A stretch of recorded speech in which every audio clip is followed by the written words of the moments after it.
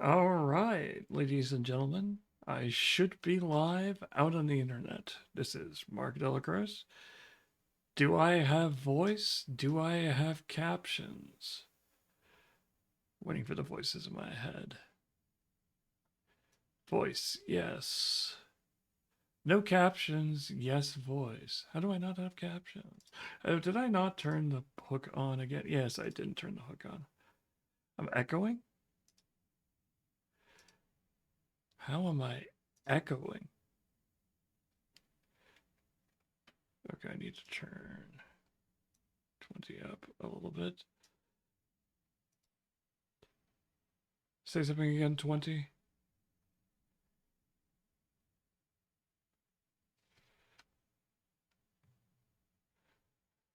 Not that I see. Am I still echoing? No. Yeah.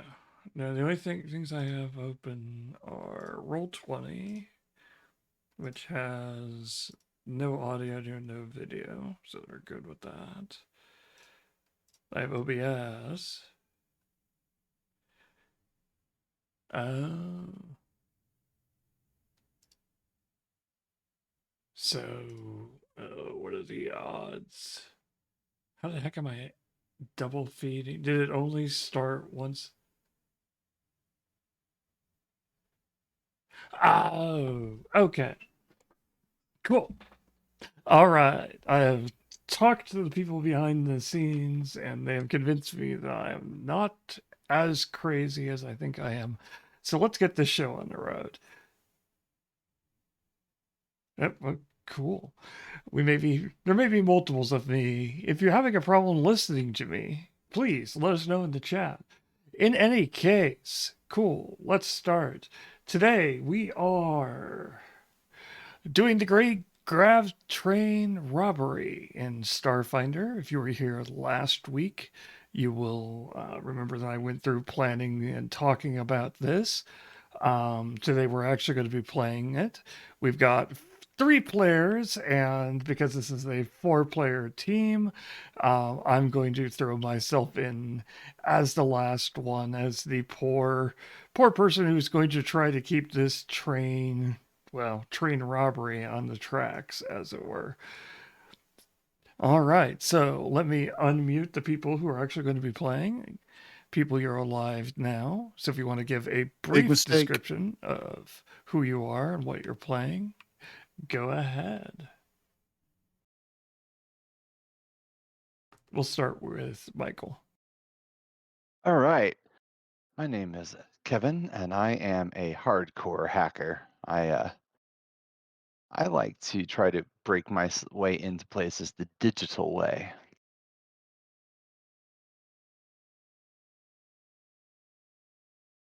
Next up, 20.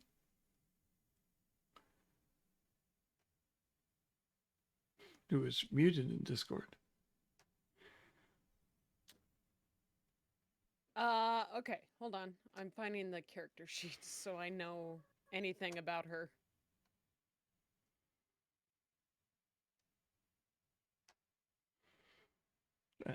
Well, My name is Elena, and I am the foremost thief that is not in captivity. Oh, that is amazing. I love it. Nice. All right, and last, Tony.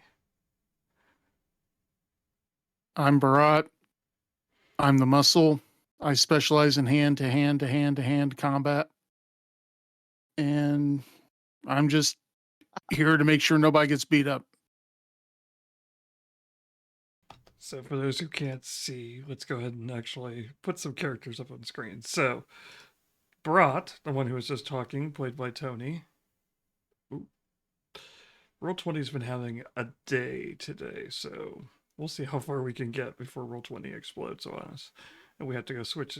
If not, we'll just switch to Theater of the Mind.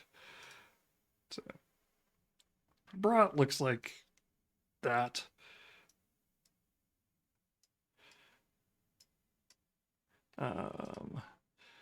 20's character, Elena for Elena.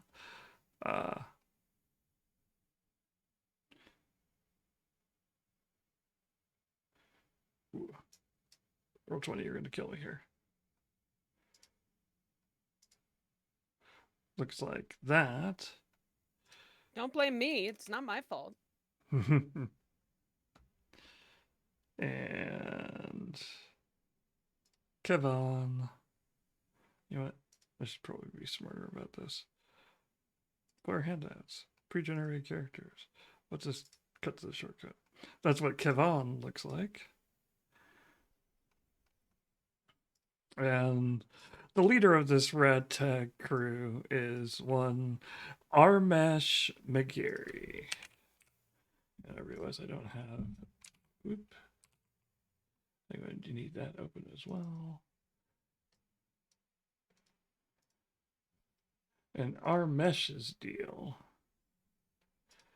is that he is essentially down on his luck, gentleman bandit, or rather, he's not a gentleman bandit. Basically, he's a jack of all trades, an information broker, but he's a little down on his luck, and a few bets, shall we say, haven't gone his way. And because of that, he's finally, of course, found the one big job you have to get before that you can get, that once you get it, everyone could just retire. Nothing could possibly go wrong. He's figured out that this train is transporting an artifact from essentially under the protection of a few possible gangsters or something like that, but it shouldn't be too bad. Fairly easy. Just drop on in. You can drop in, steal. Yes. He's here to drop on in, steal the stuff, basically walk back out. Not a problem. Just basically, he needs a couple of people to help him. This job would normally be super easy.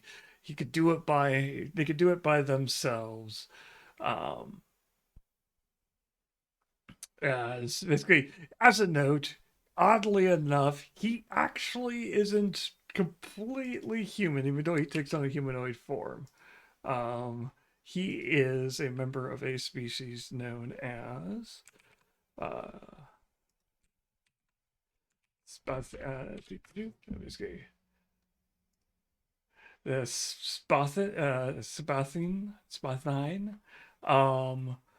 They're essentially a colony of insects that have got together and formed a human, taken a humanoid form. It's fine. Don't worry about it.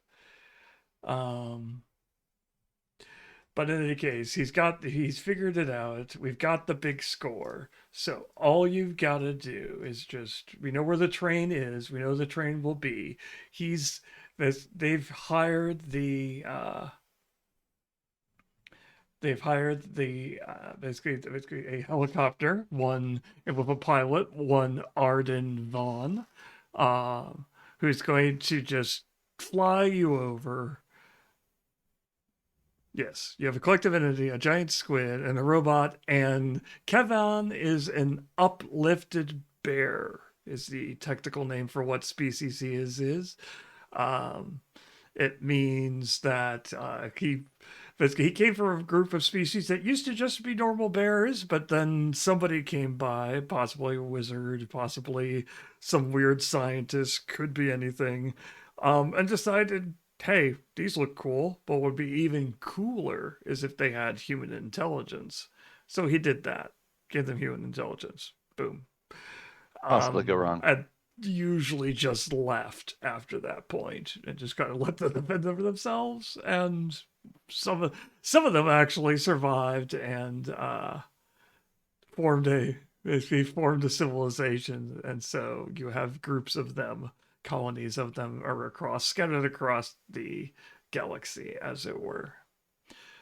All right. So basically, for those of you not unfamiliar with or who are unfamiliar with Starfinder, which includes some of the people possibly in the game, Starfinder is Pathfinder's sequel game, which is set in the far-flung future of Pathfinder's universe.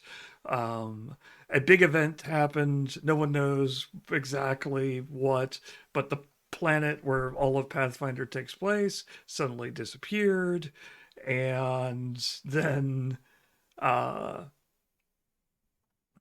and basically, in its place, a space station was there. Everyone on the space station has, or rather, everyone in the galaxy has no clue why this happened, or what happened, or in fact, anything that happened in history for the last, say, 1,000 years. Just boop, gone.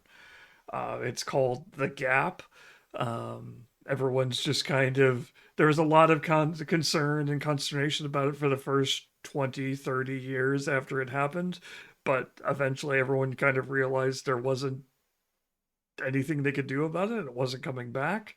And so they just kind of resolved to live their lives as normal. Um, and so essentially, basically meta game wise, it is just we wanted a break in history where we could do a bunch of other stuff later and not have people go, well, why don't people know about this in the future? It's because of the gap. Hand wave, done. So in terms of actual play, this will be relatively straightforward for all the players here who have played Pathfinder First Edition, as it is pretty much that same system with a couple of key changes, which we'll cover when we get to them. They're mostly combat related. Basically everything skill wise pretty much works the same as Pathfinder First Ed. Take a d20, roll, add your ability, add your skill, look at the number. Is it higher than the number you wanted? Yes, no. You succeeded, you failed. Simple as that.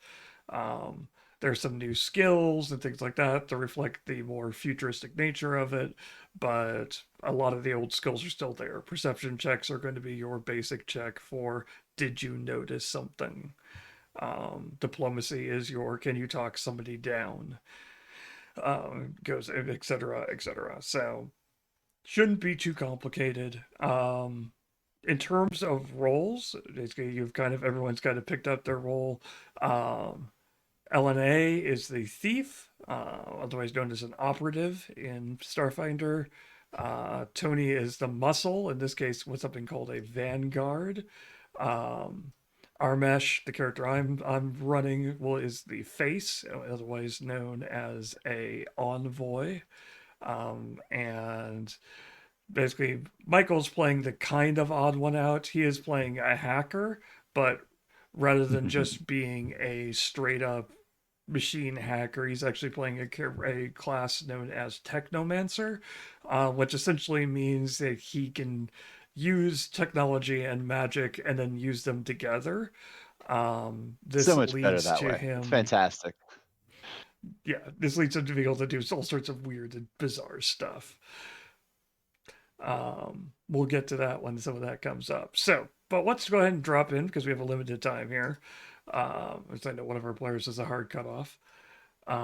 So basically, we'll just drop us right into this, basically right into the action here. There she is, shouts Artavan, wrenching the intercopter's controls hard to one side, straining to make her voice heard over the whirling rotors. The Jujubana pilot motions to a pile of packages under a tarp behind the passenger seats. Better get your war bags on. Through dust-caked windows, the train can be seen hurtling through a desert ahead like a massive serpent of glass and steel. This is it. The big score that's going to make the whole team rich. The plan couldn't be simpler. Just rappel down onto the roof of a speeding train filled with armed gangsters, somehow get inside, find the passcode that opens the cargo car, locate and grab the prize, then single Yvonne for pickup before the train reaches its destination. You could do this in your sleep.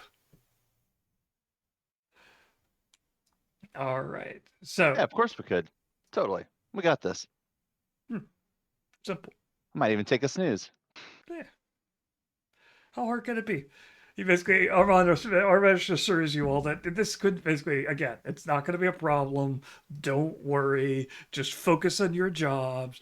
Don't, basically, don't push anything. Don't do anything crazy. We're not here to make a scene, make a splash, or anything like that. But on the flip side, the good news is everyone on this train is more or less a criminal of one form or another. So even if they recognize you, it's not like they're going to call the cops, right? Right? No, they couldn't. Yeah, no, it's fine. I mean, unless they've paid somebody off, but the odds of that are Maybe. low, right? Low. Yeah. Okay. Basically, everyone give me perception checks as we start off here. Absolutely. Okay. How does one do that? Okay, 20, you're still really quiet. Is everyone else here fine? Yeah, I mean, it's a little quiet, but it's not bad for me. Okay, she's I super don't quiet on my actually end. see. I Oh, wait. wish I could. Oh, there it is. It's actually in the list of skills. Yeah, this is first ed, It's not separate. second ed. Is this better? Yes. Mark? Oh, wow. Yes. Okay. Okay. Where do I roll? Under skills, you will basically about Just 2/3 down.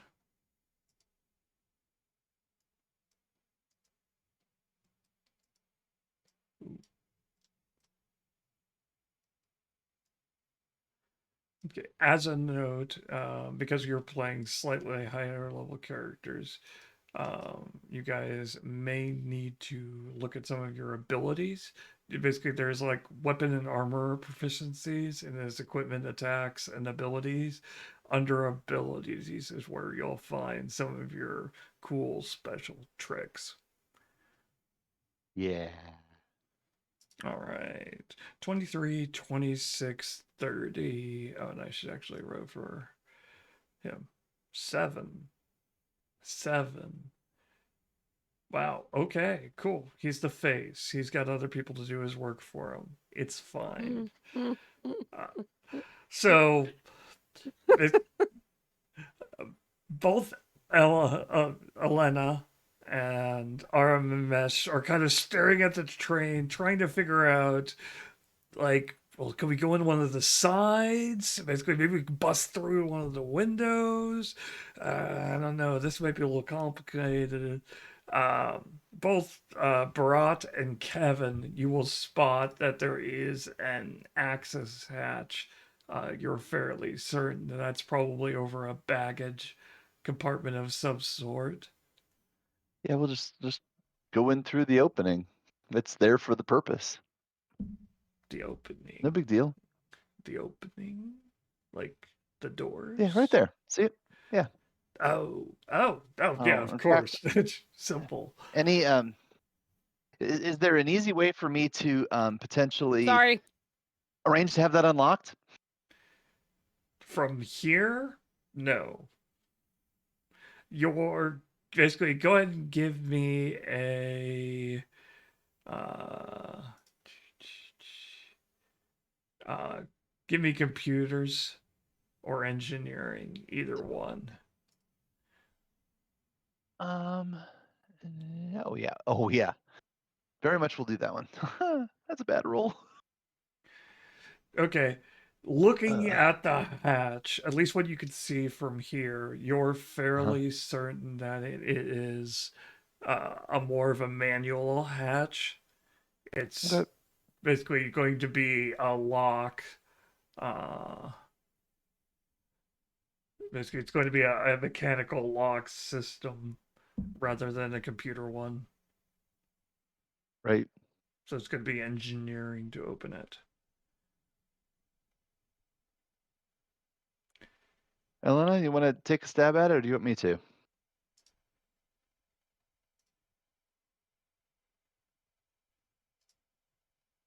I would be glad to give it a try. Thank you. Okay. What do you need me to roll for that? Engineering. Basically, at this point, we're gonna be everyone. You've kind of swung down to the train, grappled on. You're crawling. Well, some of you are crawling. Some of you are clicking. Some of them you are just kind of walking. Hanging on for dear life. Yeah, as you move towards the hatch. Oh, there it is. Yeah. So, Elena, you just kind of fiddle for a bit, realize it's locked from inside. Basically, you have to pull out some other tools. Basically, force a. Essentially, you essentially trigger the doors like emergency uh, out access from the outside in case of like a crash or something like that. You manage to trigger that, so it pops open. I do believe that should do it. Okay. Opening the hatch, you're looking down into what is, as Aramesh, or rather as Kevin and Barat were figured, not rather nondescript baggage car, but there is a single noir security guard, kind of obviously taking a smoke break in this car.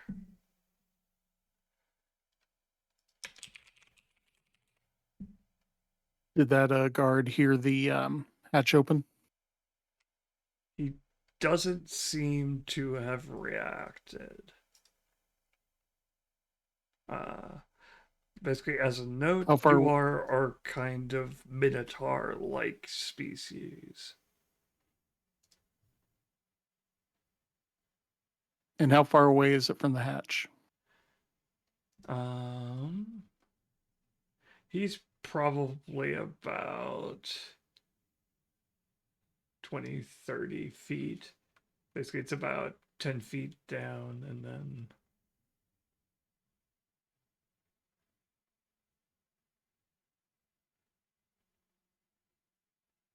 So do I have enough time to throw up a shield, swing down, and rush him? You have, as far as you know, he's kind of just lost smoking his cigarette. He's not in any way paying attention. So you have all the time in the world. All right. So I kind of just push everyone back a little bit from the portals. Like, this is what I'm here for. Throw up the Vanguard Discipline Entropy Shield. Okay.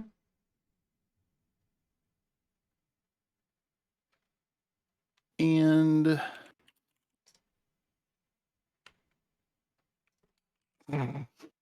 yeah, I know you're not used to me actually doing something on these. Throwing up the Entropy Shield, going to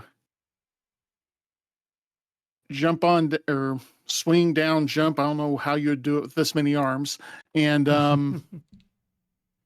rush him. See if I can essentially get him flat-footed. Okay. So you're going to drop down. Make your attack.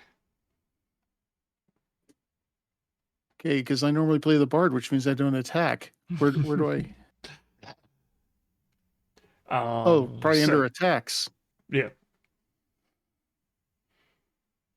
All right, so I assume Entropic Strike. Yep. Okay. Full attack, that would be yes.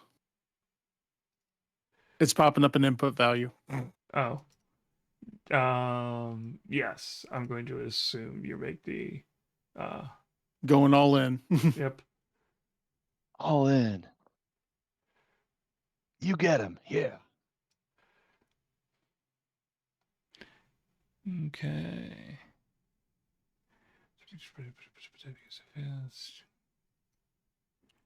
melee attack of a weapon targets EAC. So, couple weird things that Starfinder added. You have 2 armor classes now, which you'll hear me ask for.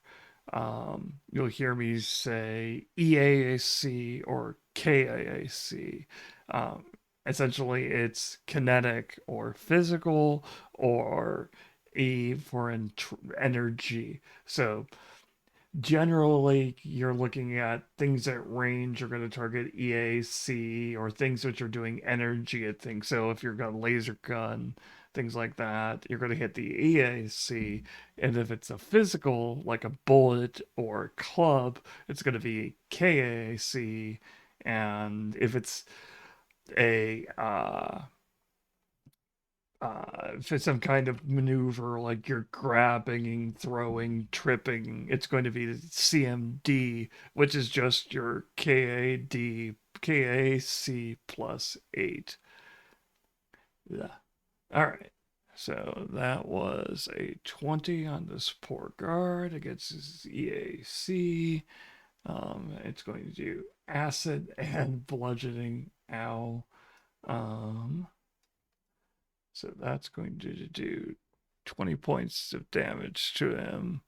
You're doing the full, so look at your second one. Second one misses. So you don't get to 21, but you still do 20 points of damage. Ow. How many hit points does this poor guy have? 21. Yeah, 21. He has more than 20, so he is still standing. What are the rest of you doing?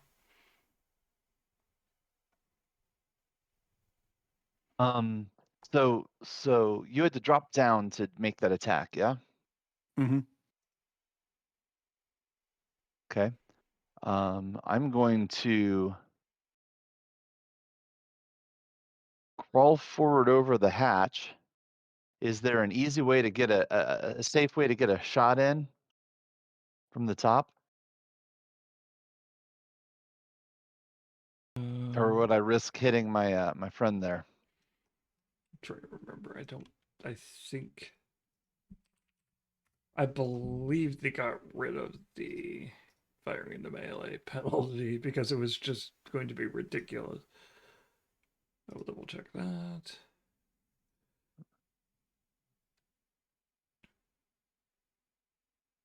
Then I'm gonna crawl over, grab onto the hatch with one hand to kind of stabilize myself. Pull out my Okay. pistol and pop a shot at the guard down there. Okay. We'll just assume there isn't.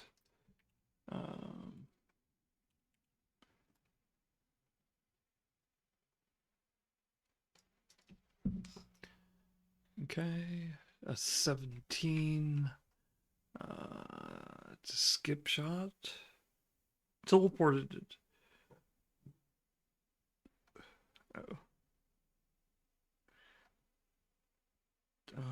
Is it AAC or KAC? Can you tell me that? Well, piercing looks like BKAC. Yeah, it looks like imagine. it's kinetic. So it says rounds. So generally, things that are doing energy are going to say battery. Yep.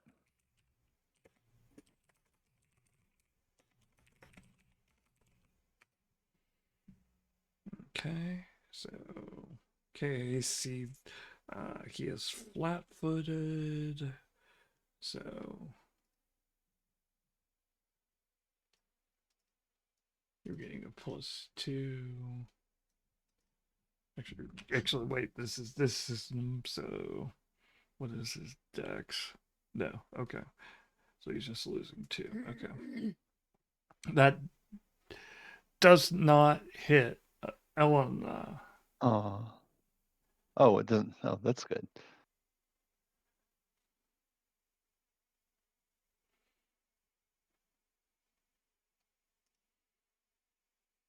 Wait, are you saying it's my turn? Yes.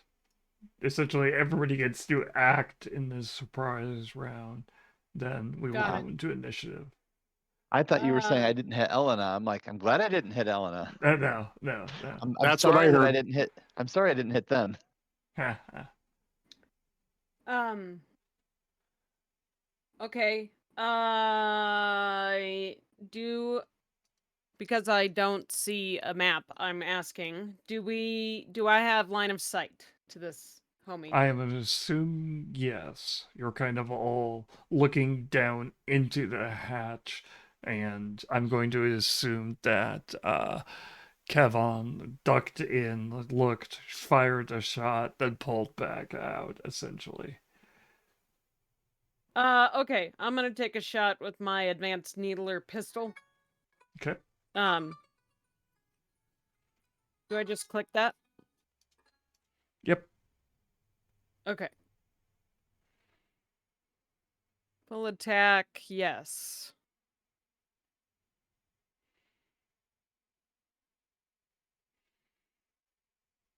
Oof. So that one misses, and that one definitely misses. Okay. So now we're going to go into an initiative. So go ahead. Oh, actually, I should actually have uh, Aramesh take a shot. The enemy's already flat-footed, so he doesn't need to use that. Just give me attacks. He's got laser pistol, so he will take his shots. Does he hit? Not rolling like that. Cool. Oof. Okay. So go ahead and click the initiative button. It is to the right of your ability scores.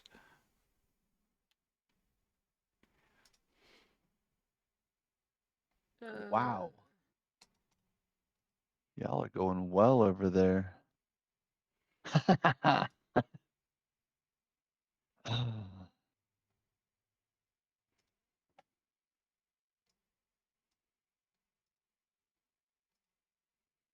right, to make my life pop you out. Go away. Make my life a little easier.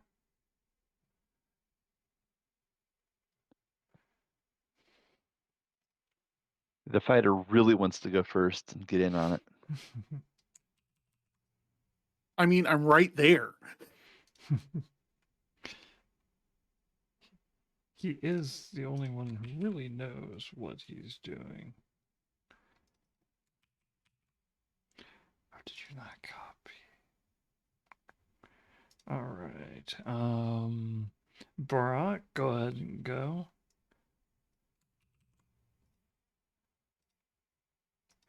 So he's starting to react to this point. So basically, he's kind of ducking, cringing, trying to figure out this hail of bolts and gunfire which is peppered around him, and someone who's just cracked him upside the head with something which is eating away through his armor.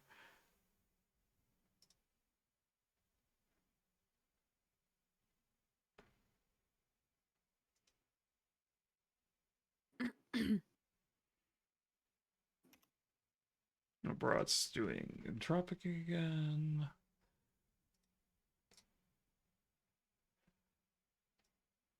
Okay.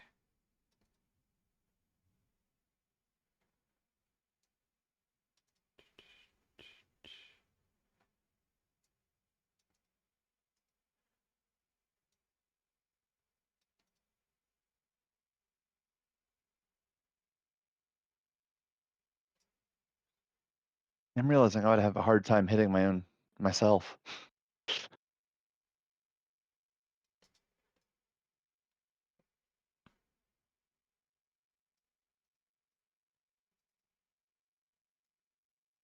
Okay. That's how that works. Okay. 17 and 11, both though. Actually, he is still flat footed, so the 17 will actually hit him.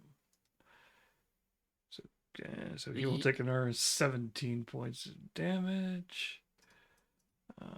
So you took 21 or 20 earlier, and now 17. Okay. That tells you what he's doing. Okay. After that is our mesh. He's going to. Oh, I forgot to roll for the security guard. He probably wants to turn. Poor guy.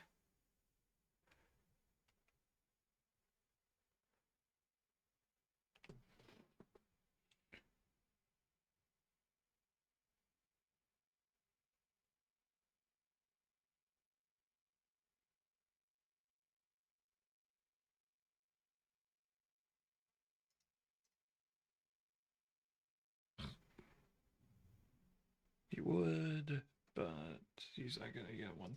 Okay, our mesh will shout down for him to drop his weapons, put his hands behind his head, and maybe he won't get dissolved into a pile of goo with a lot of holes in it.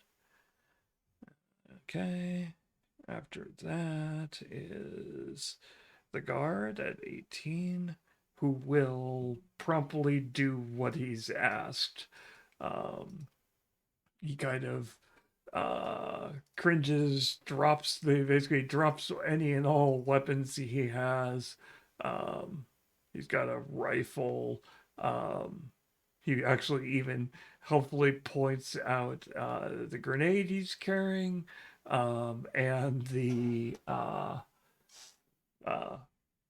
basically the pike, which is leaning in the wall in the corner, basically being incredibly helpful. But just please don't hurt. Just please don't kill me. Please don't kill me. It's just a paying job. I didn't come here to get killed. Oh, but come on. So you could just knock me out, maybe. Just make it look good. That way I can get a job after this one. Hopefully, please don't kill me.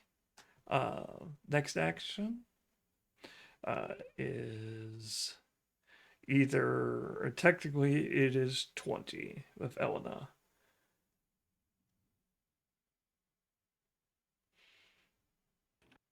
One moment. Let me look at my sheet here. No problem.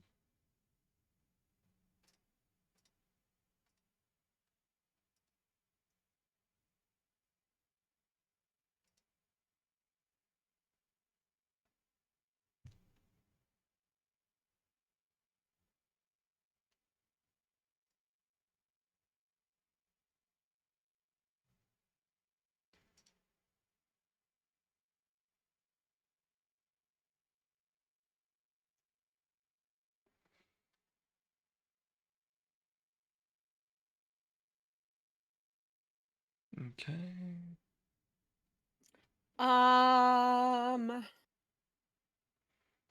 Okay. Aramesh, I do have a sedative. We can sedate him. If that's amenable.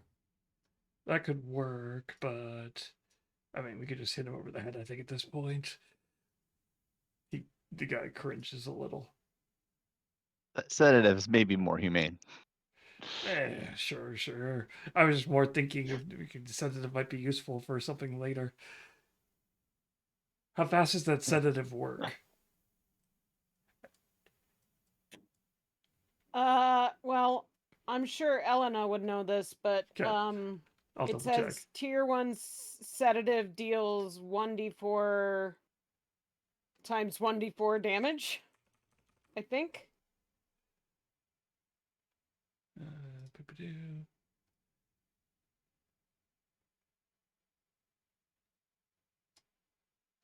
One second, let me double check. So The answer is yes. You'll be able to knock him out relatively quickly. So you're able to do that.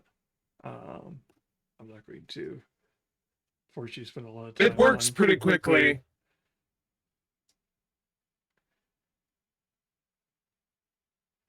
It shouldn't take long at all.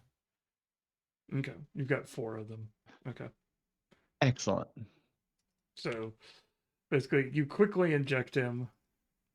Yeah. And it just basically he just kind of says, "Oh, that's much nicer," and then Ew. falls over. Kevin slides down through the hatch, and is it an ejection or a imbibing? Opens up a small vial and drinks it really quickly. Okay. By the way, are we making sure that this dude's armor that's getting eaten by acid has been removed so he doesn't melt while he's passed out? Good The call. acid you have dissolves away relatively quickly. It doesn't linger. Okay. It's not an ongoing effect. It mostly dissolves a chunk of acid in armor and then disappears. He probably got a few drops on him himself. I mean, he took damage, so he's not particularly happy, but he's not in danger of actually melting, despite what RMS may have said.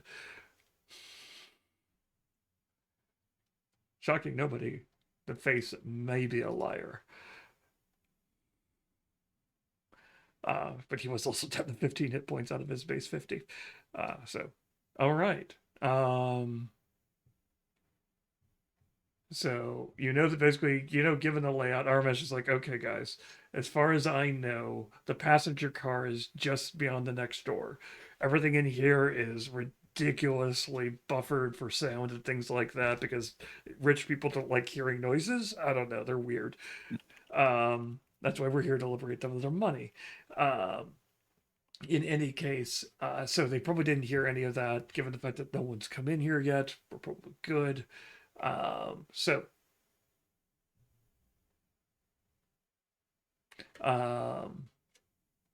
basically, as a note, we won't necessarily be too. Basically, we can walk into the next room. It won't be too big of a problem. People have been moving in and out of this area. There are all sorts of different and weird passengers on the train.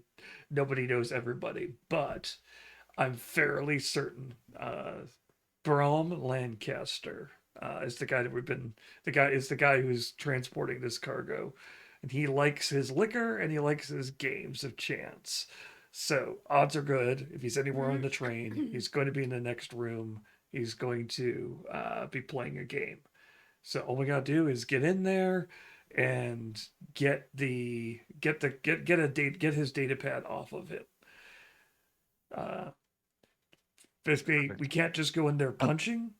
He's got like 6 or so security guards, and it'd probably get messy. We could, but there are easier ways of doing this.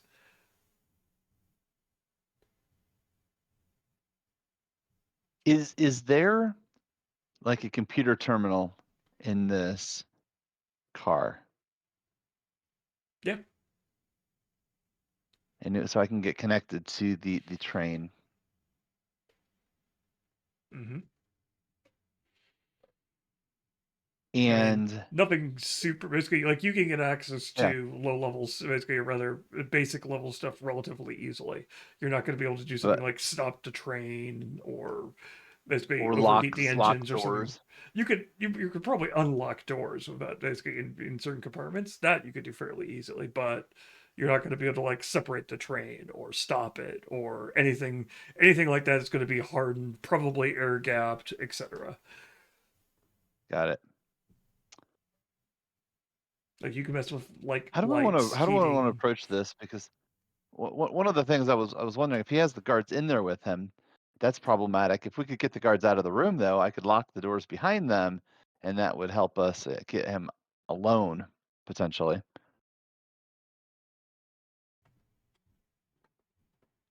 That's a good idea. If he's less there are of him, less people, less eyes on him. I mean, my basic thought is I can walk up to him. Good. If he were to leave that room, would he come through here or would he go the other direction? Do we know which cars are where? Oh, he's not likely to leave that room unless it's something really important. His bodyguards, you could probably get off of him. But him, no, he's going to be glued. His butt's going to be glued to that seat drinking. And that's what he's got bodyguards for. So unless the room itself is actively on fire, he's probably not leaving it. And even then, he'd probably still finish the hand. Man's obsessed. Rich people. I'm thinking I can go in there and I can talk with him. That at least basically can keep him a little distracted and focused on me and let the rest of you guys deal with the rest of the people.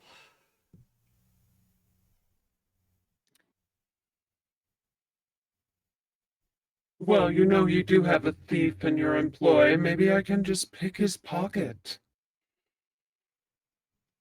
Yeah, yeah. But of course, basically, I want to make sure we got the situation set up so that you've got the smoothest approach. Because we're not going to get multiple shots at this. Because if you screw it up too badly, the guards are going to know, and then things basically all hell breaks loose. So basically, I like his. At that comment, whatever serve as Elena's eyes, narrow. I mean, I'm not saying you're going to screw it up. I'm just saying the fact that there's a lot of people in that room, and if I can make your odds better, I want to make your odds better. I don't want to I don't want to get stuck in jail thinking, man, if I just had a few more seconds, I could have distracted that guy.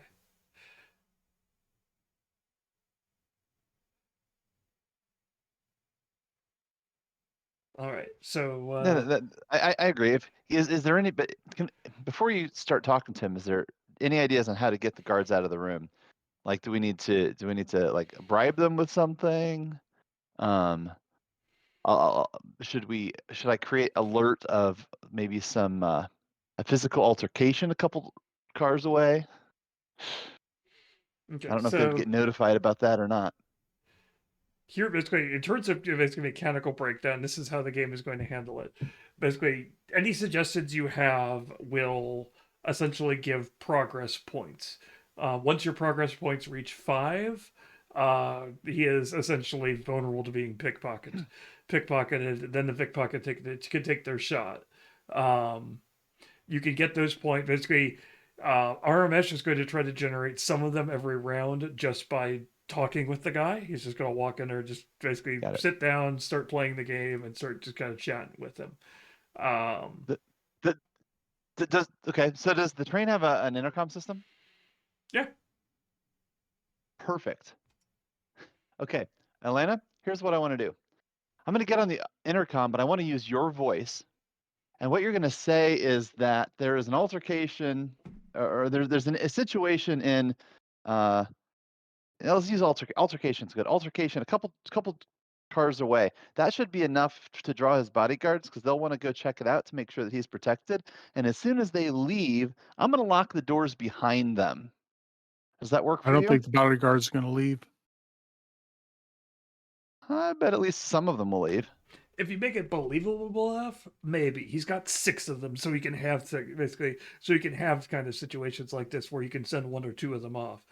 He's paranoid, so he likes to basically, so he has a lot of them, but then he just kind of forgets the reason why, and he just kind of lets them go. I mean, not exactly that, but you know what I mean. I mean, it's got to be a good enough reason. They're not going to leave him just because of a small thing. But that might work. That might work. Especially if you could patch it in and basically make it sound like it's more of a security alert type thing. Security alert. Yeah. All right. I'm going to open it. Basically, we want to open this door and take a look just to make sure we got the scope of the land right. That's good. And then, long as we don't act too suspicious, we should be good. Tell me again what you want Elena to say, please.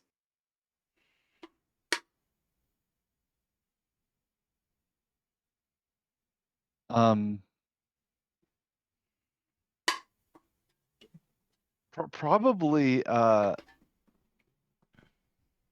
security alert, suspected weapons fire in.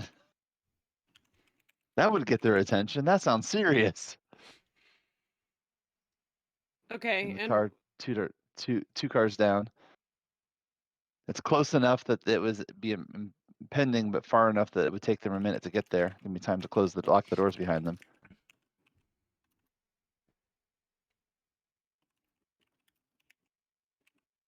Okay. Okay. Okay. I'm ready.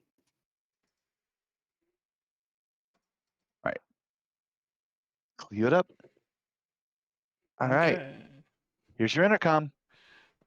Well, do you want basically you get into the room first because you don't want Oh, them we're gonna coming peek in through the room here and first. finding Yeah, a bunch of people kind of sitting around Yeah. in a baggage yeah, car. of course. Of course not. All right. Give me a computer's check to open the door. Computers check to open the door. That'd be a 25. Not a problem. I don't know how to add that +2 into the character sheet. I looked a couple times. Okay.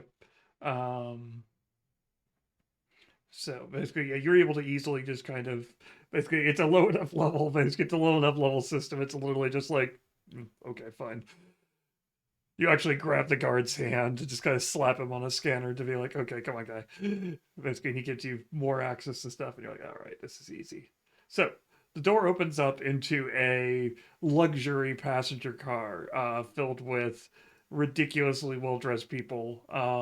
As soon as you open the door, you get hit with a haze of basically lots of different basically flammable intoxicants, as it were.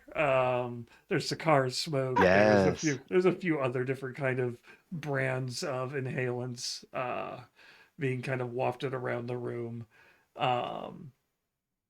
Basically, there's several well holstered, well upholstered leather chairs. There's at least a bar, have basically hosted android bartender mixing drinks. And then basically you can easily pick out the 6 guys around the room who are barely fitting into their nice suits. With bulges, obviously indicating the fact that they've got weapons and other things around them. Uh, all of them kind of glance your way when you come in, but basically they kind of check you over, shrug, basically go back to keeping an eye on one of the skimmer games in particular, which is got Brom Lancaster. Actually, he's at the bar currently. He's drinking, basically sipping from a tumbler of bright blue liquor. And currently he's ignoring someone who's attempting to have a conversation with him, who is a shortly dressed human wearing a spotless white suit. Any of you whose backgrounds mention the name Royce Flynn will recognize him immediately. He is, shall we say, a rival in this situation. Black sheep scion of nobility, gentleman bandit, gentleman thief. He's competent, he's smug, he's self-assured. If he's on this train, there's probably a good guess that he's here for the same thing that you're here for. Right. You can hear Vitsky RMS just sighs and says, "Oh man, all right, so definitely want to execute this well, because if we screw this up and basically we slip up too much, Royce there is just going to, or maybe one of his compatriots, I don't see anybody I recognize, but Royce there is just going to pick his pocket and just walk off with it. So if he does, we'll just follow him to the cargo container and we'll deal with him there, but let's try to get ahead of him, shall we? So if you want to do that, Indeed. that distraction plan, go ahead and start implementing that. I'm going to see if he's more interested in my conversation than what he's having. So he's going to head over. So we're going to essentially drop into rounds. Okay. Basically, Aramesh will roll diplomacy at the start of the round. That will indicate whether or not he gets a point or progress point or not. Then the rest of you can deal with your distractions or interference, or whatever else you want to do on your turn. Once we hit 5 progress points, because I'll let you know, then on your round, Elena, you can pickpocket. Okay. So starting off, Arvish saunters over and strikes up a conversation, obviously trying to pick something out, that topic that he thinks that this guy would be interested in. 20 is enough to make the base. Okay. Okay. So basically, he starts out. Basically, he seems to at least. Brum seems to at least turn to him. Basically, if nothing else, just to stop talking to, or having to look like he's talking to Royce. You can see Royce kind of frowning, and then he kind of glances at him and kind of raises an eyebrow. That basically, but you have 1 progress point now. So, go ahead and Elena, or rather, in this case, we will go to because basically Kavan. We'll do Kavan. Oh, to do the hacking first. Mm-hmm. Okay. Computers. Yep. So basically, I'm going to set up the intercom to set it up for Elena and be ready to have everything ready so I can lock the doors quickly. 28. Beautiful. Not even a problem. Again, if they have this, you shouldn't even bother having security if it's going to be this broken. That's another progress point. Elena, give me disguise.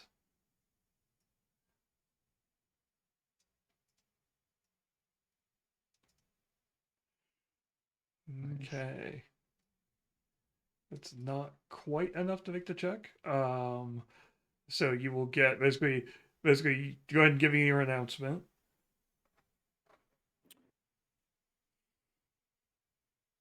Security alert. Weapon discharge has occurred. 2 cars forward. Assistance needed. Repeat. Assistance needed. Nice. Okay. Nice. Basically, the guards simply start to look concerned and look up, and they're kind of looking at Brom like, and Brom's not giving any indication. Basically, at this point, just kind of staring at it for a second. Go ahead and give me. So we're at 2, still at 2.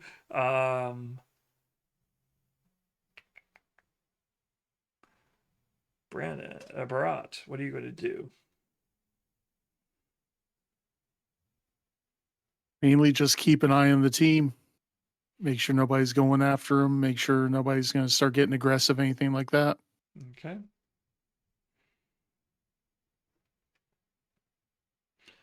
Give me a perception check. Who? Barat. 30. Okay. So you spot the fact that one of the guards is basically making a quick check-in on basically on a data pad. And you kind of can poke basically Kavan. Kavan, give me another computer check.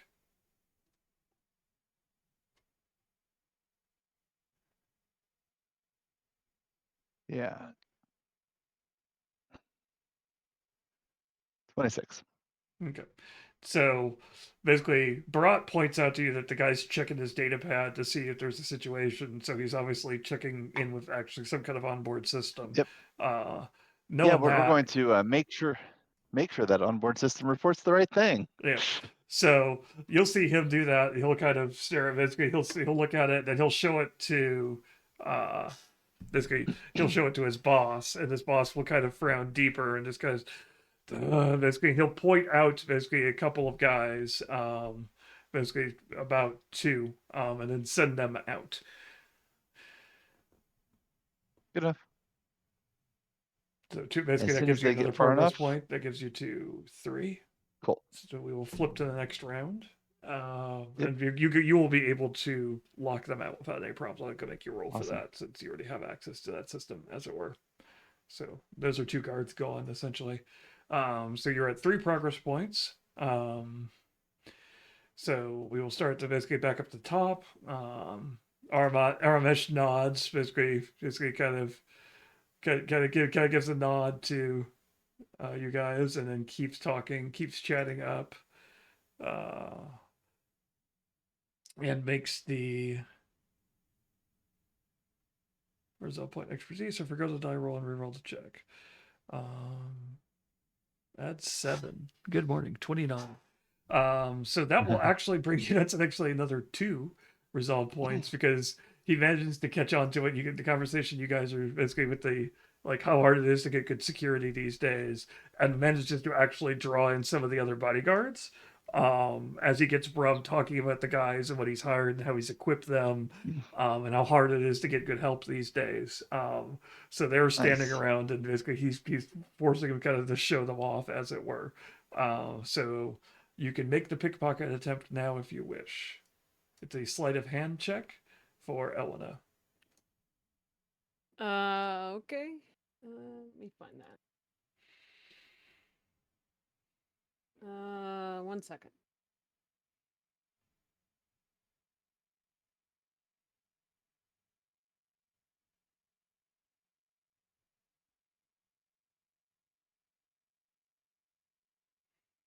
What?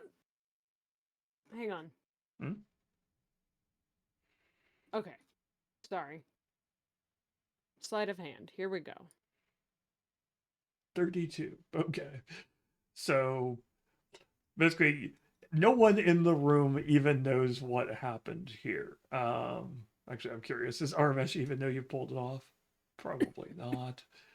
His perception is that good. No. Like the best part is like you do that, like you walk down the center of it, you go by him, and as far as Aramesh knows, you just walked by him, and he's just you see him basically kind of keep talking and kind of give you a look like, what happened? What's wrong? Why aren't you pulling this off? Uh and you kind of so this guy assumed you flashed the pad at him, and he just kind of goes, oh. So he will draw the conversation to a close. And you guys can move on to the cargo car. Yeah, Elena just, you know, snags the thing, gives the high sign, and keeps going out the other end of the car to the cargo car like nothing, so nonchalant. Okay. Is anyone Nice. else doing anything else before they leave?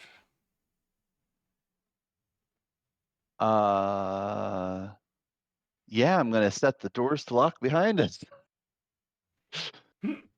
Okay. I don't want anybody following us.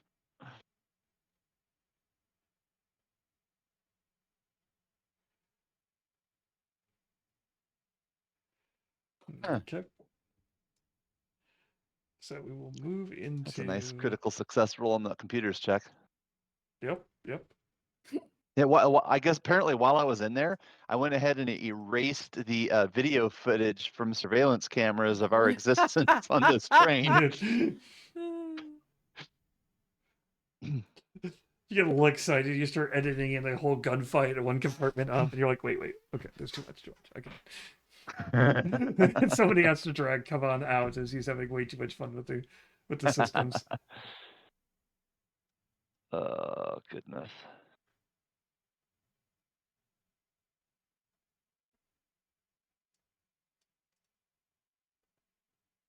Okay.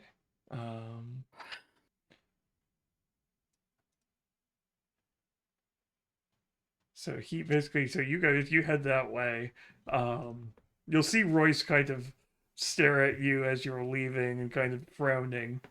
And then you see him pull out his own data pad and starts tapping on some stuff. Okay. So Wait, who was frowning and tapping? Royce, the Royce. Okay. gentleman bandit, the rival. Got it. Thank you. Uh-huh. So, as you can see, you're now basically you make your way into the cargo car. Perfect. You can see the fact that there is a in here. I need actually the. Man, I'm map. huge. Yeah, you are I large. didn't realize how You big I am. That's awesome. Woohoo! So Nobody suspects the big guy of being the biggest nerd. I like the fact that they gave him glasses, which is just funny. He may be a bear, but that doesn't mean he doesn't have eyesight problems. So I mean, they're a furry. That should be a big clue right there. Hey, now. I think Hey, Furfest now. is like this weekend or next weekend. So hey, topical. Nice. So here's the computer. Down here is the computer console. Obviously, this is a large crane. There are a bunch of storage compartments lined against this wall here and over here. There's a huge crate, which appears to be unlabeled. Basically two huge crates. This one is unlabeled. This one seems Which to have one, the some right or the left? this one is unlabeled here. Thank you. Sorry. This one looks to have some kind of label on it. But basically it's not really visible. It's kind of hidden behind the crane. You can't make it out. And this crate here, the smaller one off to the side, is the one that contains the prize you want. Actually, no, it's this one. It's this smallish one right here.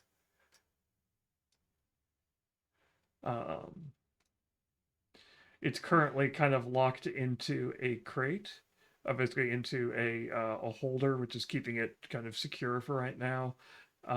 It will need to be lifted out, which is what you suspect the purpose of the grav crane is.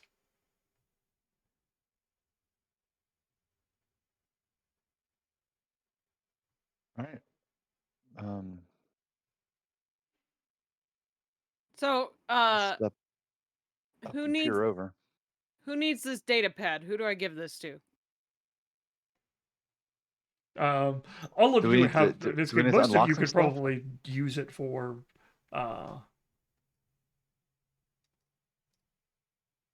basically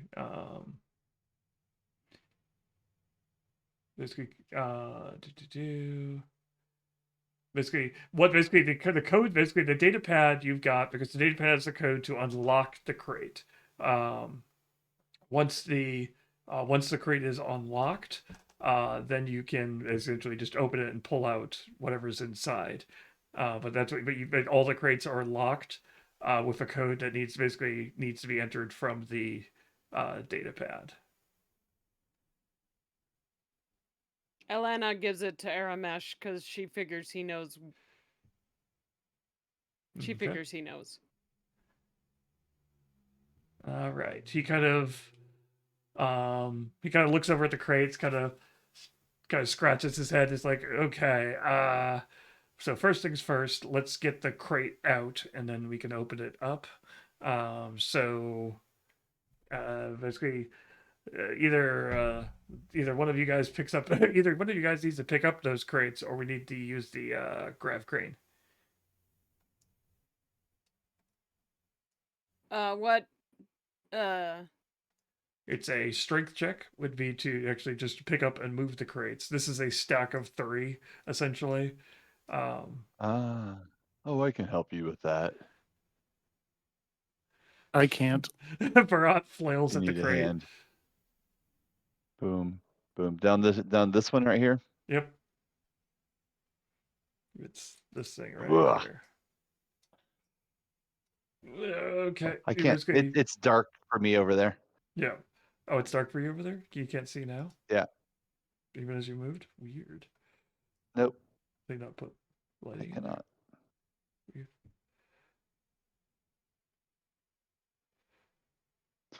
Ah. Give it a big ol' shove. Okay. Hey, I can see. Boom. Okay, basically, that gets one of them down, and basically, you're fairly easily, you get the other one down. He's like, awesome, perfect. All right, cool. Okay. He looks and picks up the data pad, starts scrolling through, flicking through things. He's like, okay, okay. Not that code, not that code. Okay. All right. This is the only one that's in here for, it says cargo. It says cargo. It says a cargo car. So probably this one. Basically flips over to basically wanders over to the console, basically starts typing in, basically goes, all right, unlock, enter unlock code. Cool.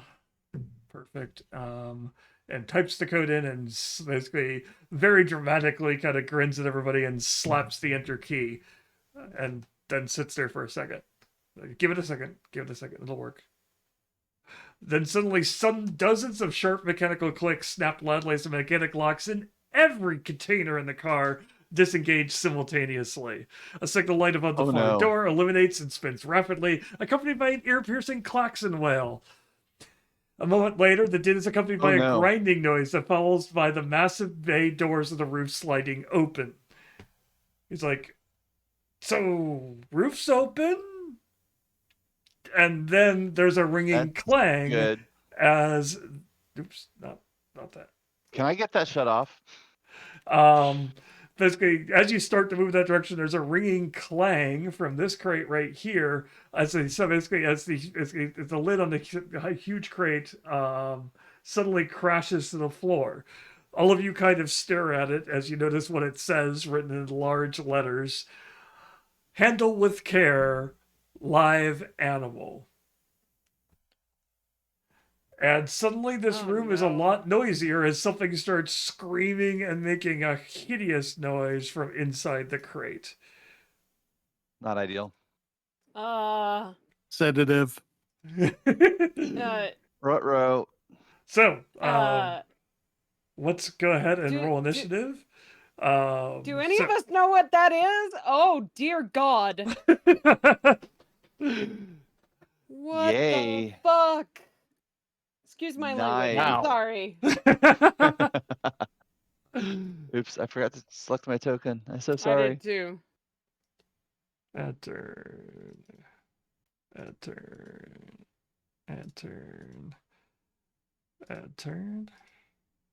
Oh, and Armish gets a turn too. Because he's just staring like, not my fault. Not my fault, really. It's not my fault. Elena Probably my tremendously fault. regrets giving him the panel. It's the only code in there. Let's see here. It's 2.01 for Barat. Barat's like, this is not my problem. This is above my pay grade. Elena, on the other hand, knows exactly what they're going to do.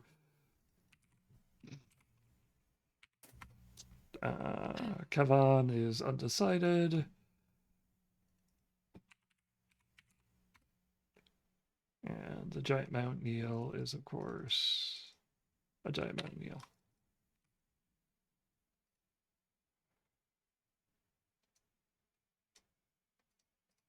Yeah, oh, never mind. Okay. All right. The top of the order is Elena. Up. It is you. It looks to be some kind of large green creature. Yeah. Basically, it's Got very that definitely part. snake. It's very definitely snake-like. If you have life science, you can give me a roll on that if you want to attempt to identify it. You're fairly certain, however, that it is angry and it Nope. wants to eat you, whether or not you're actually edible or not. We have 8 minutes to take care of this thing. Let's go. Do it.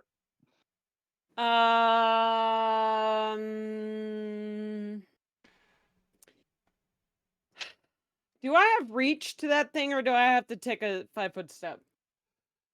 To reach it inside the crate, you will have to take the 5-foot step if you want to do it a melee attack. Okay. Yes, if you have a ranged weapon, You- you have a range. Yeah. Ranged weapons are good.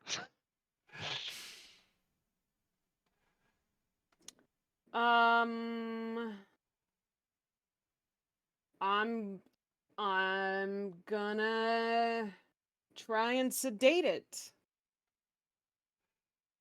Sounds amazing. Yeah. We're going to attempt So to swap it with the tier 1 sedative. I don't know if it will totally knock it out, but maybe it'll make it lethargic. Okay, so you're using that. Okay. Using an Amberley. Poison normally weapon releasing a injection glove. Extended action. 2d4 Oh wait, no, that's non-lethal actually a damage, different. I That's guess. a different type of. Oh, it's the Needler. I bet Needler can be loaded with different types of things. Well, if that's the case, I don't need the 5-foot step, do I? Probably not. No. Okay, then in case I'll try and shoot it with the sedative. Okay. Give me a In- roll with in- the in- Needler. Okay, they had just hit the advanced needler pistol. Yep. Hello? Yeah. Oh. This wouldn't be a full attack though, would it? If you do not move, then it is a full attack. Let's see. Oh, However, that will okay. fire 2 darts. You'll fire 2 darts. It's up to you if you're firing the base damage or if you're firing needles loaded with actual sedative in them. It's up to you if you want to fire both. Basically, you can fire both with the sedative, or you can fire just one. Yes, I will fire 2 sedative darts. Okay. Because maybe 2 will knock it all the way out. Okay. Then go ahead and give you the full attack. I did. Okay.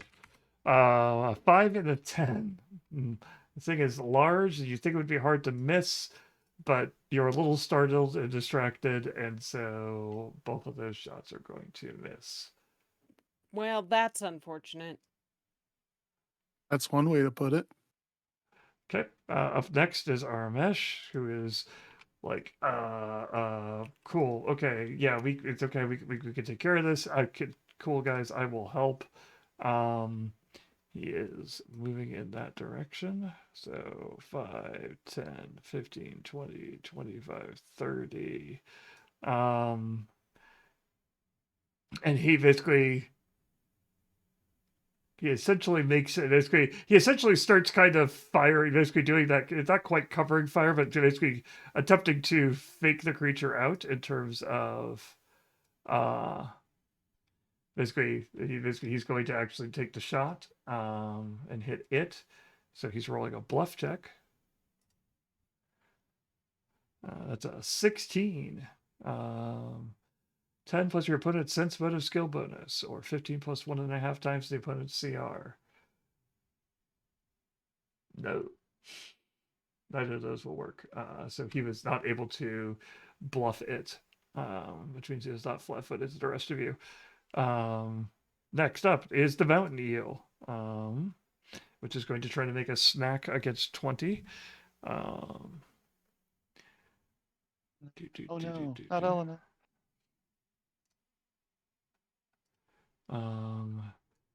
Grant you cover, but I will use that. Otherwise, it's going to trample. Just going to make its attack from inside, so it's going to hit their KAC.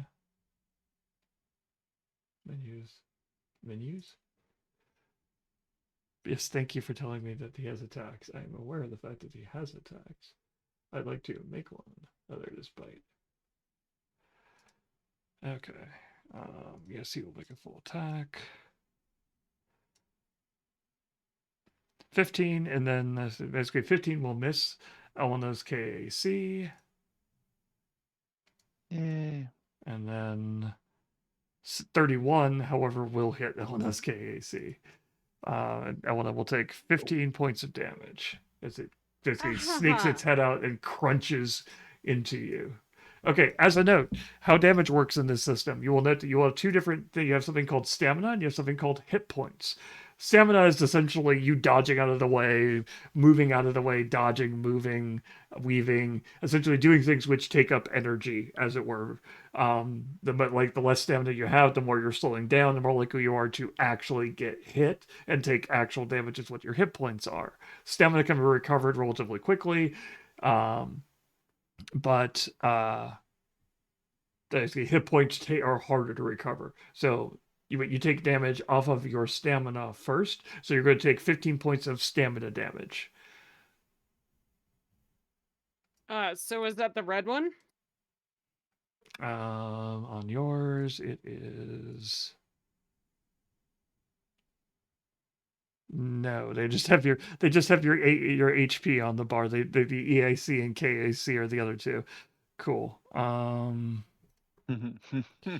Thanks, Roll20. How did you screw that up? It's under health on the character sheet. Yeah, you have There's 42. temporary You hit have points and 42 there's stamina points. Okay. So you Wow. said it did how much damage? 15. 15. So that would leave me with 27. Mm-hmm. Kevon, you're up. Real quick, I love you all, but I love my little one even more, so I got to go. I'll catch you later.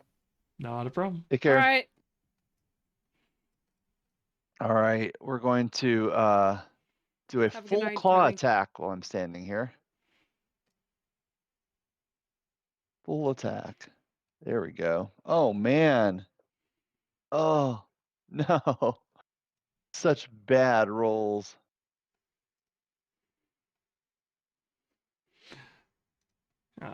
Sadly, even as big as this thing is, it still has a decent KAC and EAC, so that will miss. Yeah. Why is there a -4 on all my stuff?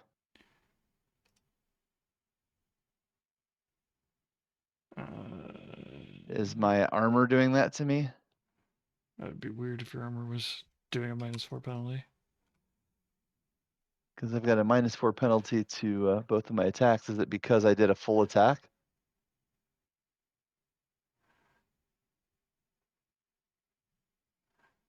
Probably because you did the full attack. I think that's right. I think that's how they do full attacks now in how they did it in Starfinder.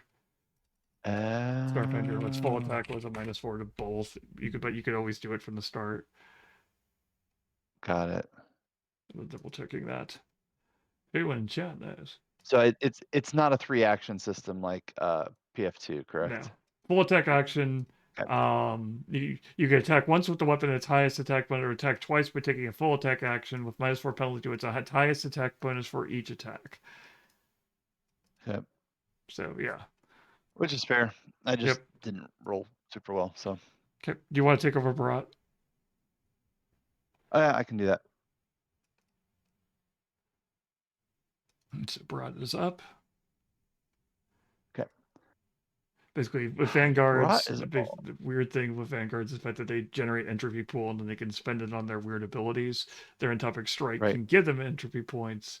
If they crit, they can forego extra damage from the critical hit to gain an entry point instead.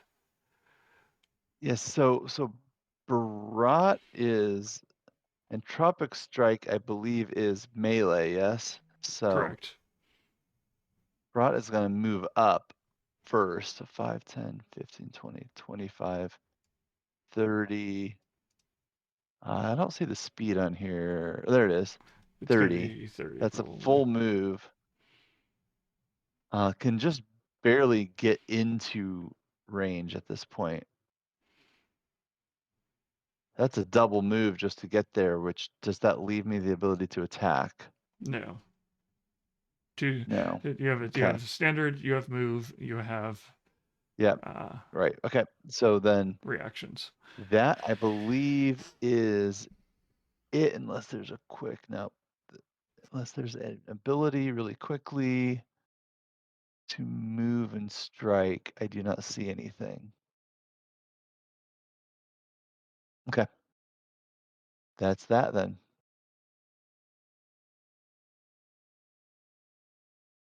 Elena, back to you. Okay. We're gonna move Because I'm not sure visually what this tarp is, do I still have full line of sight to the creature?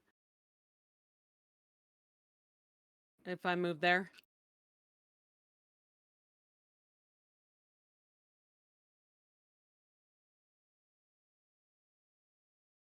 Okay.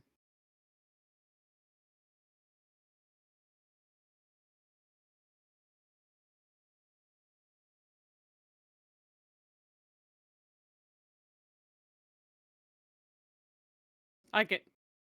Okay. Okay. Okay.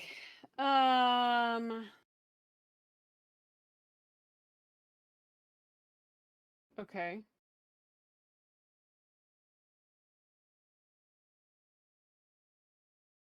Mm,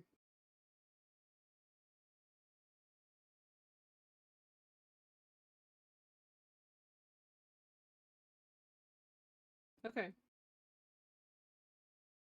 All right. I am just gonna shoot it.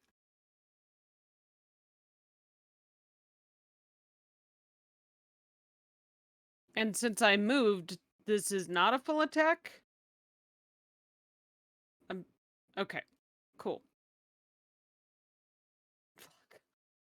Excuse me. We're not rolling really well there either.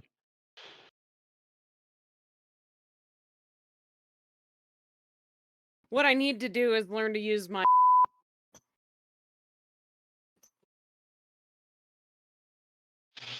Loving the sound effects.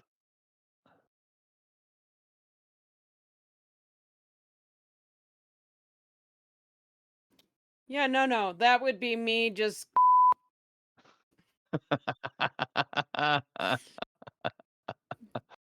I did a thing.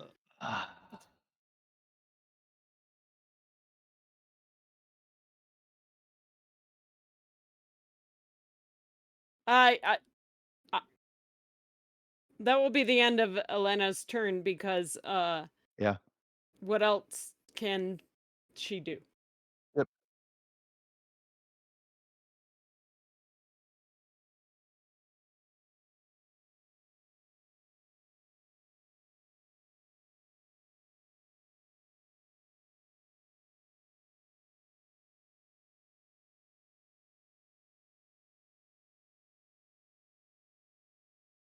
Mhm.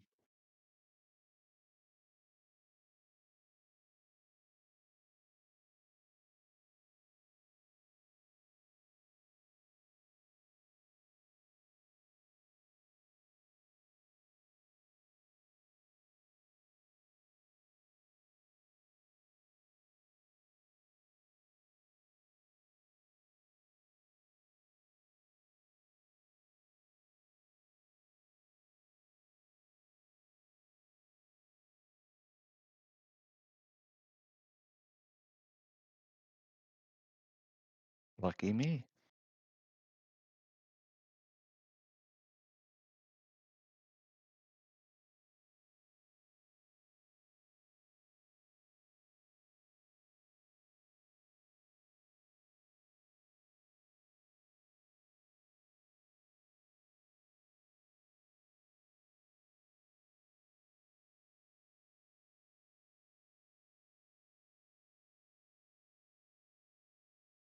Okay, if Rat is getting hit, then we're gonna mitigate one of those.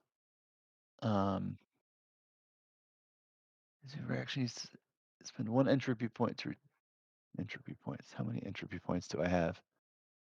I have resolve points. What's an entropy point? Ah,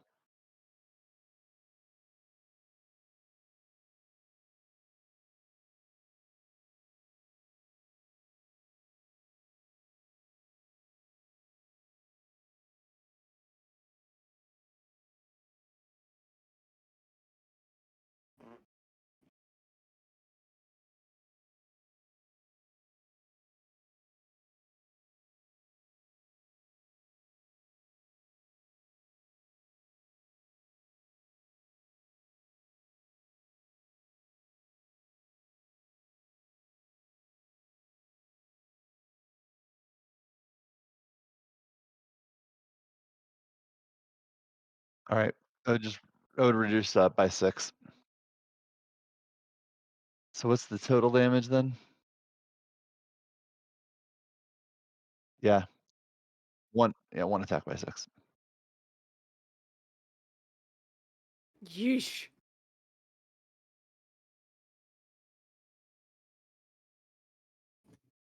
Yep.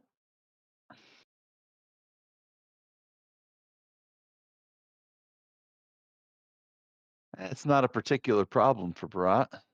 Big ol' toughie over there. He's not even asking for a coffee yet.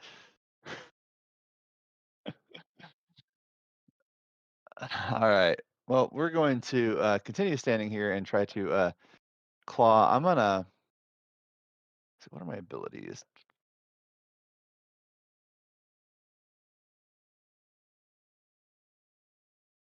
Since I'm having a hard time hitting, I'm just gonna do a regular attack though, not a full attack. Hit one. Really?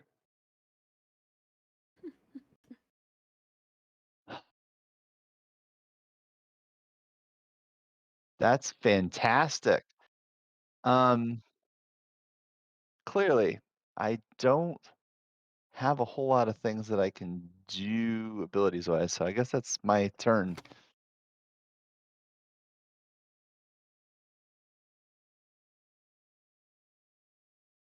Most of my abilities are dealing with things, not creatures. Just so we know for the future, he is basically he gains embodiment when he gains entry points when attack misses him or fails the damage. He gains an entry point for that. Okay. He can also spend resolve points to give himself entry points. Okay. You can spend You can spend resolve to one. gain You can spend entropy. one resolve point as a move point to gain one entropy point. Each time you take damage Got it. equal to or greater than twice your character level plus a single attack, you gain one entropy point. So he does in this case because he just took like Yeah. 32. Damage for a critical hit. He gains another entropy point. So he has 2 entropy points from that. If you take a full action to charge, you Nice. get an entropy point. If you take 2 actions to move on the same turn, you gain an entropy point. So that's how you got the first one you used. That's how we got the first one. Cool. Yep. Makes sense. Um, Good to know. Thank you. so back to Barat again. Okay, so then Barat is going to now is in melee range. That's going to be problematic. So going to, there we go. 20 and a 16. Get it. 20 is going to hit. 16 will miss. But he will do 13 points of damage to it as it hisses and screams in pain. As the acid starts burning away at it. Elena, you're up.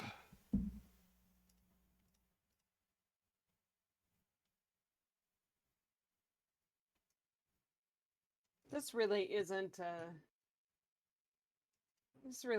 a good enemy for Alana to fight. None of them are really amazing enemies. As soon as you're fighting, you've already lost a little bit. Yeah, this is definitely where Barat is supposed to shine. Whoops, I misclicked. I'm sorry. You're fine. Yeah.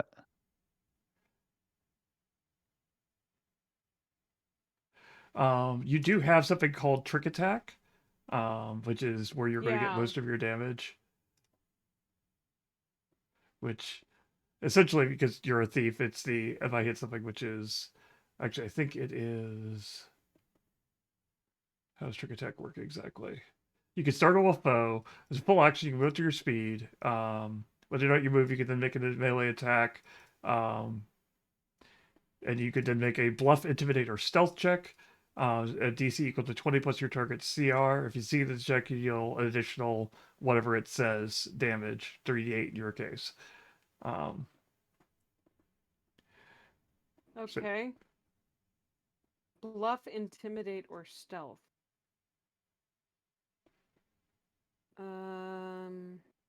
Like you do have the climbing Okay. sticker, so you can position yourself wherever you want to in this room.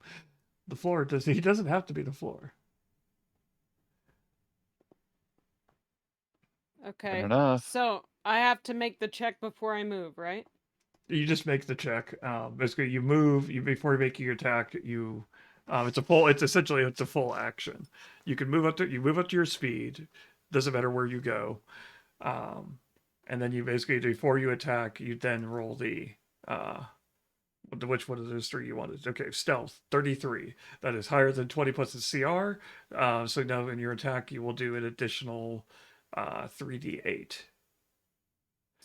Okay, so now what do I do in like mechanically to make this happen? Roll an attack. In the roll okay.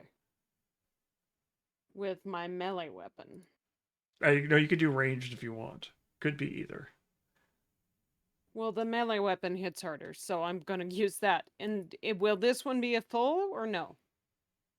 No, because this one you're taking a basic attack. Okay.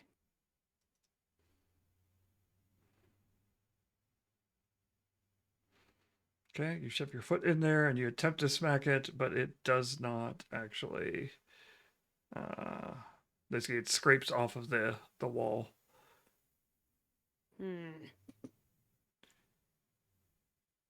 Okay. The die roller just does not like you people. Apparently not. Jeez. That was Not a at all. that was a Put roll this of one- 4. Put this one in dice jail, please. Okay. I keep talking about I need to make a mod to roll 20 that just is a dice jail button. It doesn't do Right? anything. All it does is you just click the button and basically it makes a noise and you're like, haha. No. It does do something. It Yeah. makes the player feel better. Exactly.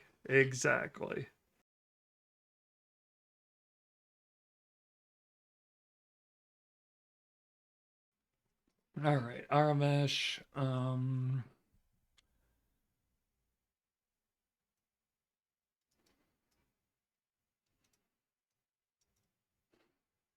Aramesh really wanted like his big move is to actually just knock the darn thing. Is to use the operator trick to actually knock it off course so everyone else can hit it easier. He's gonna try it again. That's not the button I wanted. I want to just bluff. Like he has a decent chance of getting it. He just has to roll. Okay, that's a 23. Or forgo the die roll and re-roll the check. As long as he has one resolve point.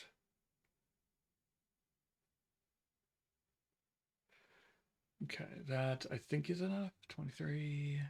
Yes, that's enough. Okay, so everybody basically, it is flat-footed for everybody basically as he manages to pull it forward. Essentially, it sticks its neck out a little bit too far. So now it is flat-footed.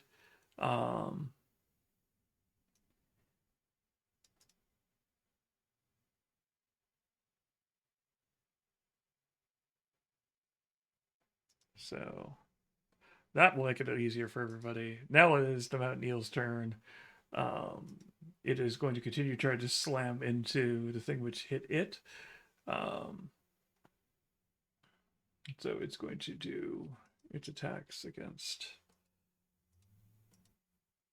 that. 24 and 25. Okay. Both of those are going to hit. So 12 and 19. So 31 points of stamina damage. 21 points of stamina damage to Barat. right.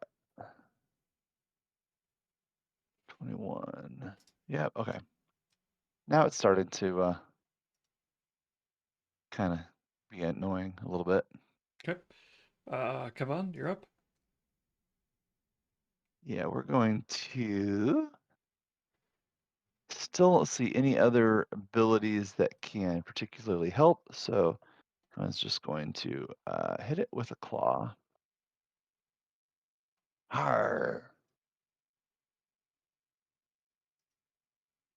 And try to keep those teeth away from him. Okay. That thing's bigger than me. Yeah. Basically, that will hit. So you'll do 15 points of damage to it. There we go. Much better. Definitely not. Basically, definitely showing some signs of pain now. Cool. Then Barat is going to use that entropic strike. 17 against Man. its EAC, which its EAC is 18. So since it is flat-footed, because the operator's thing, the unvoiced thing actually hit, that will actually hit. Yay! That's good damage too. Woo! There are 19 points of damage. And Barat is going to actually pull up the entropy shield as a move action. Okay. Gas energy. Basically functions like a riot shield out of energy. Okay. Elena, you're up next.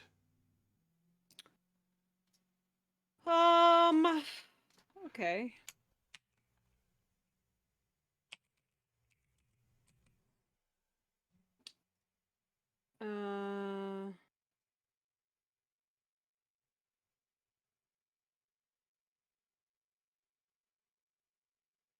Okay, he does have some sort of Okay. Good.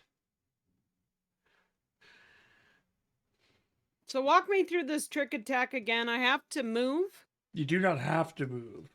You can Okay. move. Then you roll Okay. one of those three, and then you make the attack after that. Okay. Okay. Well, then I'm gonna try a trick attack. And then I'm gonna make my stealth check. And then I'm gonna hold on.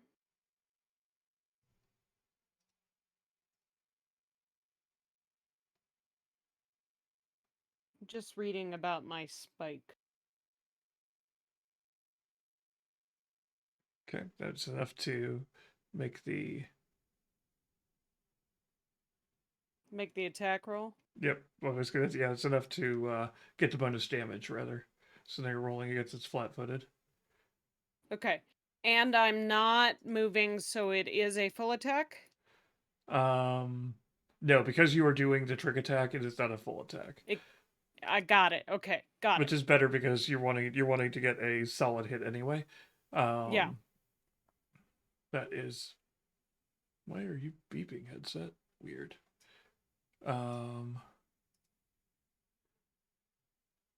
Okay. KAC is 20. That is a 18, which means it hits flat-footed. So roll an additional 3d8 on top of that 6 as you slam the spike in through the bars, and it is still trying to recoil and get its body back into a decent position. Trick attack, 3d8, 19 points of damage. So that's a total of 25 points of damage on that attack. Sweet. Now we're doing damage here. Is there, before I end my turn, is there anything I can roll that we could see the hit points on this thing? You can tell just by looking at it that it is below half hit points at this point. Okay. Cool. That is fairly standard. If you wanted to roll life sciences or something like that on your turn, you could probably get more information on it. But Well, what the heck? I'll try it before I end my turn. you're like, that's an eel. You used to, you know that your former That is master used a to like really eating them. big eel. Probably a lot of Lordy. food. You Yikes. understand why people would eat them, but you know, humans. Basically, But those I'm not fleshy hungry. people, those flashy people do weird things. So I wish Catalina was here. We could serve her dinner.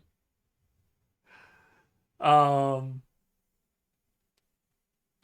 basically, at this point, you start basically you could start to hear a noise, and you realize it's a chopper is starting to come into the area. Looking up through the roof, you see a copter, basically much like what you had, kind of start making its way over the scene. And you can make out the fact that they're hanging out one side is a guy in a white suit, um, and basically starting to pop out and jump out are four other goons, who look to be carrying some kind of grappling cable or something like that with them.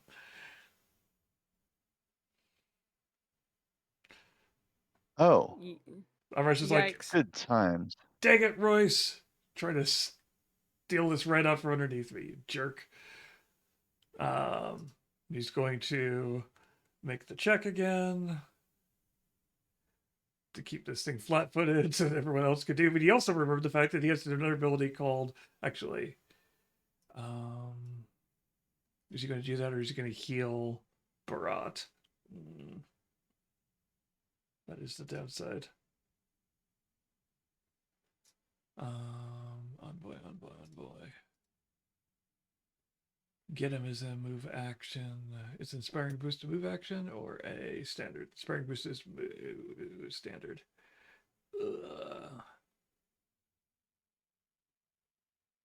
How bad does Barat look? Not. Okay. He's lost a little stamina. Okay. In that case, he is not great. He's going to continue to try clever feinting. He's also going to do like, okay, guys, focus in on the eel. So don't lose sight of the eel.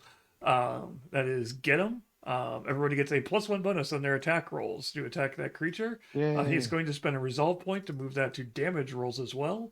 So everyone will get +1 Ooh. to hit and +1 to damage, and then he's going to attempt to feint it again to try to get it to come back out again so people can hit it.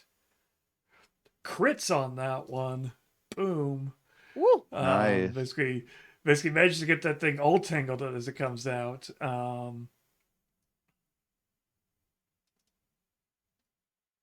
Okay, so he manages to pull that one out. And he's also flat-footed against basically against the other until the end of his next turn. Okay. Now it's the Mountain Eel's turn. The Mountain Eel kind of makes roaring noises and definitely attempts to. Basically, he's definitely not having any of that from Armesh, and so he's actually going to go after Armesh at that point. He's tired of that thing fainting him. So his first attack will go against Armesh. His second attack will go against Barat. Armesh will get hit on a 20, I believe. Yes, he'll take the 20. And he will actually wait, no. Barat will get hit. Barat will get missed on the 20. Aramesh will get hit on the 21. That's how that works out. Yeah. So he will get a entry point for being missed. Excellent. He's Yeah, got but some then entry actually point he also stuff. I don't even know actually if to spend them all. his armor definitely made that a miss since his shield gives it how much of a bonus to his AC? There's just one to each. Oh, okay, yeah, definitely would have missed then. Okay, so that worked out. But Aramesh did get smacked by that one. I just took it off his Bad. stamina. But he's like, yeah. Kevin, you're up. All right. Let's go ahead and smack this guy. That's a 27. That's a definite hit. If we were playing some other system, that might be a crit. All right. But you managed to roll 1 on the damage roll. Oof. I know. But the +1 from Aramesh, that is a 14. Which means the eel is definitely not looking good and sets Barat up for the kill. Right, Barat. Strike that bad boy. Let's see.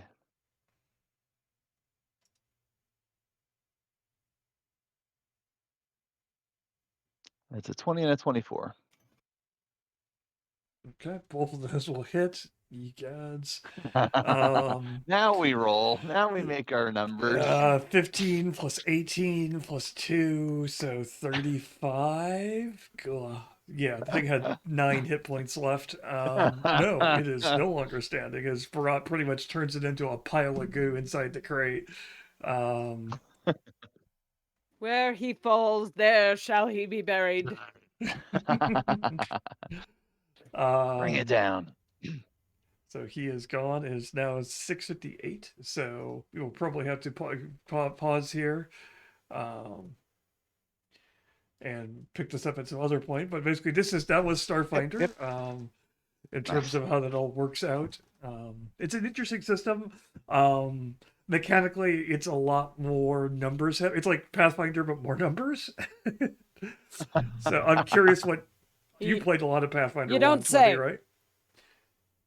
I mean, prior to the gaming I've done with y'all, that was all I had played, but it was just 2 extended campaigns. Got it.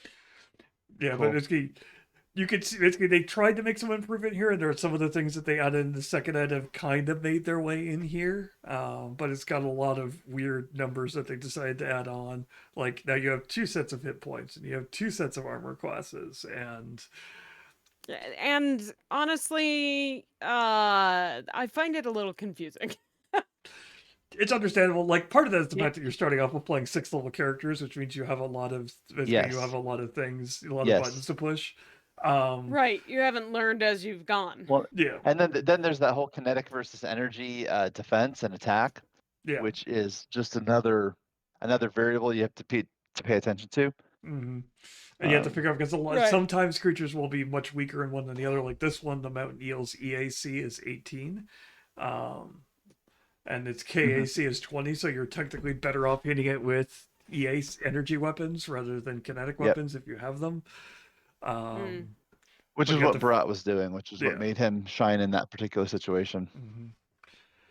But like, there's a lot of interesting things, and there's some really cool stuff that they added. Like you have stuff like the basically there's mechs and starships and other stuff which come in, which they add as a lot of teamwork type stuff with those. Yeah. The thematic pieces that they added to Starfinder are really, really cool. Yeah, like the setting is great. Yes. I love that. Yes, absolutely. Yeah, a lot of people are hoping that at some point they'll basically somehow tweak it into a more closer to what they did with second edition, but the problem is you kind of got that sunk cost thing where what fans they do have, because they apparently do have a decent base because they keep making stuff for it. Yep. They have Starfinder Society, and they release not as much as they do second ed stuff, but they do release a relatively steady stream of stuff. For sure. So it's if they release a new edition, it's going to wipe out all of the stuff and all the books and things like that they had for first edition. So but it's an interesting system. I enjoy it basically to kind of bring this back to what we're here for. It works well. Hey. Basically, it's a fairly solid system. Basically, Lorelink works in it just fine because it is just the same type of system with as Pathfinder. The thing is basically because it's more of a modern system, you're going to end up doing more stuff with probably would make more stuff with events, more stuff with transportation. Obviously, you have the train in this one. You have the basically the copter. You have later on. There's a possibility of a mecha or a car chase and other things, which all have vehicle stats, which you have to keep track of. Modern systems also tend to be more because of the fact that you don't just go into a dungeon and shoot people. As much like you can do that, and some of the Starfinder adventures will put you into that, but you tend to be more much like what we did when we had Vampire. They're more event based or more opportunities. Things happen to you rather than, and you deal with those situations, and those situations are kind of self-contained, which means it works better with the event system more than it does with, say, the location-based system you might use for Pathfinder for building out dungeons. All that to say, hope everyone enjoyed playing it, both here and if you're watching this, I hope you enjoyed watching it. if you are watching this, basically, if you're watching it on Twitch, please drop us a follow.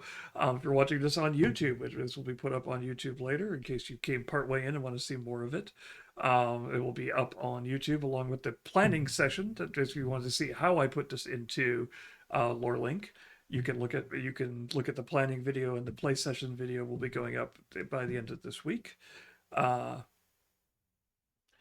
After basically going forward, we'll have another stream next week, which will probably return to the basically to a play style. I'll probably end up playing a game basically online, possibly with Michael, depending if he's busy or not, or if he is busy, then I will continue in my attempt to get my party killed. I mean, to solve the adventure of Flan in Pool of Radiance. Which if you have missed those, I have been playing through an old school first ed D&D basically old school computer game called Pool of Radiance, and it is old school in all the ways, including old school hard, multiple total party wipes, total party kills have happened in Flan. It's fine. We have a save button for a load button for that. Because that's how you play those games. Going forward, basically after that, we will have a planning session for a Christmas-based game. I am probably going to base it in a fun, light system that I like playing with, which is definitely more of an improv-based system, to show how you'd work that kind of system in Lore Link, and that is Feng Shui. When more specifically, probably Feng Shui 2. And then 2 weeks after that, we'll take a week off because I'm going to go do something crazy, running a marathon. Then we're going to play the Feng Shui 2 game in probably a appropriate Christmas movie themed game, aka that great Christmas movie Die Hard. So we'll see how that turns out.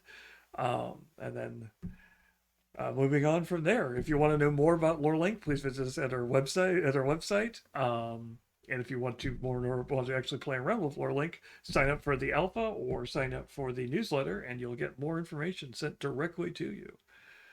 All that to say, I know basically, and if nothing else, if you're looking for more things to do on Twitch tonight, and you're here and you're like, I want to hear some more of these people doing other crazy stuff, I believe 20 does crazy things on a regular basis on her channel.